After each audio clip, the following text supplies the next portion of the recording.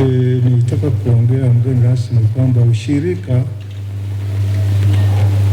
kama taarifa ilivyosomwa, jukwaa la ushirika ni sehemu ya kukutania wana ushirika ili waweze kutoa mafanikio na pia changamoto zao walizo nazo na hata pia kufahamiana.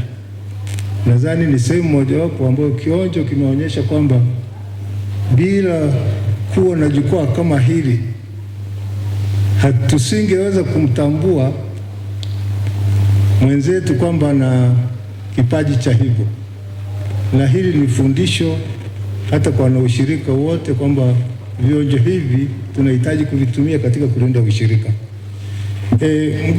Ndugu mgeni rasmi, kama risala ilivyosema na kama hali ya ushiriki ilivyosomwa, ni kweli mkoa wa Mara tuna changamoto mbalimbali, lakini tunajivunia kwa sababu tuna viongozi imara na mahiri na wanaolinda ushirika. Hasa wewe tukikutegemea, kama ninavyokufahamu, nilikusikia kabla sijaingia kwenye uongozi, na baada ya kuwa nimeingia kwenye uongozi nimekutana na wewe ana kwa ana kwamba huyu ndiye ambaye amesababisha mali za ushirika kuweza kurudi, na leo na imani kwamba wewe ni mwanaushirika wa Tanzania wala si mwanaushirika wa mkoa wa Mara. Kwa imani hiyo, nina imani kwamba uongozi wa mkoa wa Mara unatusimamia na unatusaidia kuimarisha ushirika katika mkoa wa Mara. Nikiangalia kwa upeo miaka mitano inayokuja, mkoa wa Mara utakuwa ukiongoza kiushirika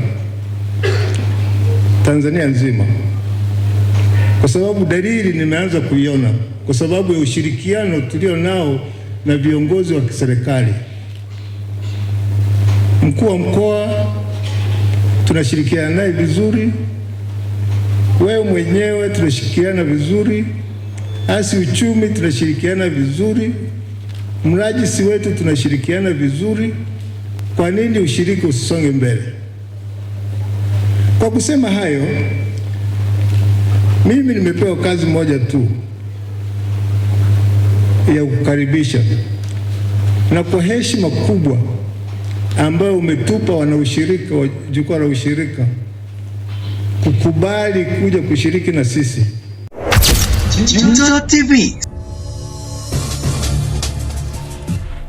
sauti ya jamii.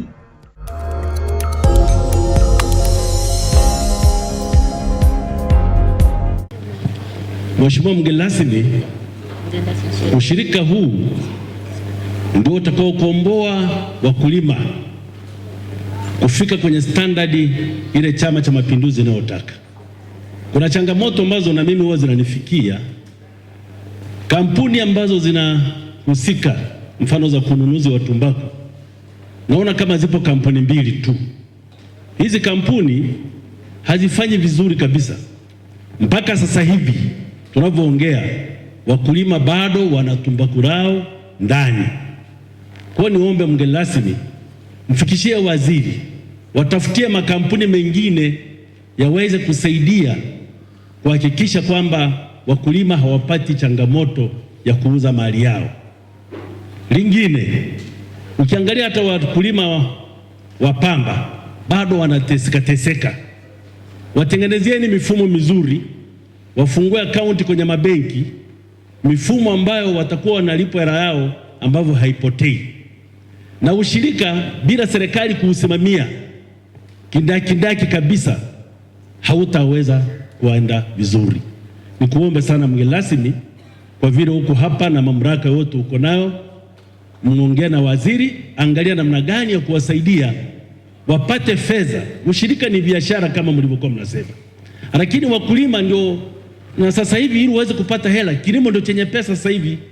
na rais wetu wa Jamhuri ya Muungano wa Tanzania anataka kuona kilimo kinakuwa kikubwa na wananchi wanakuwa matajiri kupitia kilimo. Kwa hiyo ni kuombe sana mgeni rasmi uchukue hiyo na baadaye tunakaaga kwenye vikao vingine, tutasaidiana mawazo ili jambo hili hao watu wafanye kazi yao vizuri. Baada ya kusema asanteni sana kunisikiliza. Junto TV. Sauti ya jamii.